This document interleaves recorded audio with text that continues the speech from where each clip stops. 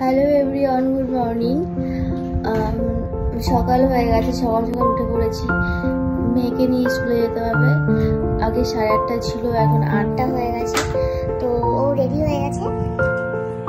চলো